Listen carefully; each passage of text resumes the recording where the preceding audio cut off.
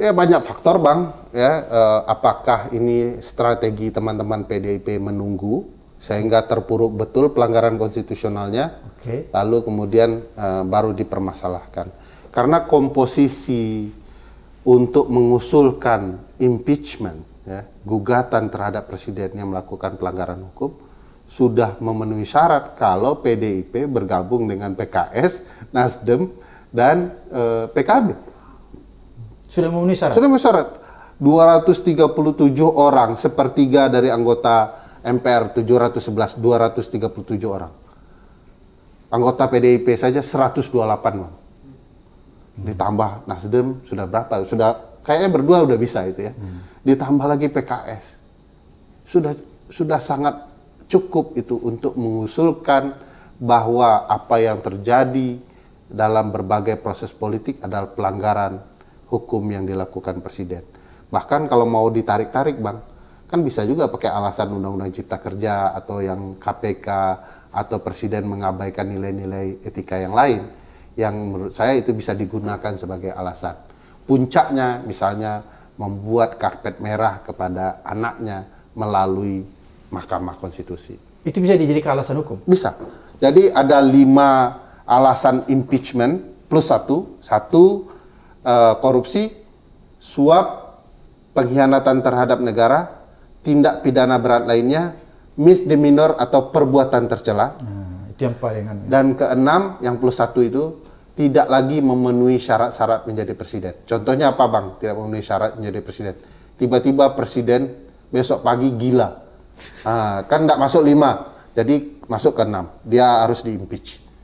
Nah, yang 5 ini yang menjadi sandaran penting. Salah satu yang paling besar adalah perbuatan tercela. Terus kalau kita hubungkan dengan TAP MPR nomor 11 tahun 1998 tentang penyelenggaraan negara yang bersih dan bebas dari KKN yang sampai hari ini belum dicabut, apakah bisa dikaitkan juga di situ? Ya, tidak hanya TAP MPR soal itu kan, hasil dari TAP MPR itu kan Undang-Undang 28. Iya, ada. Di Undang-Undang 28 itu jelas bahwa dilarang nepotisme.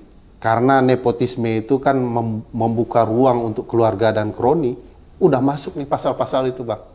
Persis di pasal 22 Undang-Undang 28 itu disebutkan penyelenggara negara dilarang melakukan nepotisme. Apalagi yang kurang kalau mau lihat catatan sejarah ya, bahwa nepotisme itu tidak ingin dilakukan atau dikembangkan lagi setelah reformasi karena memang penyelenggara negara suka membuka ruang untuk keluarga dan kroninya. Dan ini bagi saya nyata sekali. Dia anak presiden, dia orang yang kemudian dibuka ruangnya oleh kepentingan dari pamannya, dan saya yakin tidak mungkin di meja makan mereka tidak bicara soal bagaimana caranya agar Gibran bisa maju. Abang bilang kalau ketemu adik ipar dan kakak ipar lalu anak-anaknya, mereka tidak bicara sama sekali soal potensi ini. Saya tidak yakin. Ini pasti dibicarakan di ruang-ruang keluarga mereka. Bagaimana si anak bisa dapat ruang untuk bisa menjadi calon wakil presiden. Jadi konkretnya kalau menurut kacamata Bang Ferry sebagai ahli hukum tata negara, wacana yang mulai berkembang di medsos tentang pemaksulan, itu memungkinkan. Itu memungkinkan atau itu wacana orang sakit hati? Begini Bang, ciri sistem pemerintahan presidensial salah satu adalah fixed term in office. Masa jabatan tetap. Beda dengan parlementer yang bisa besok pagi ganti. Ini cirinya.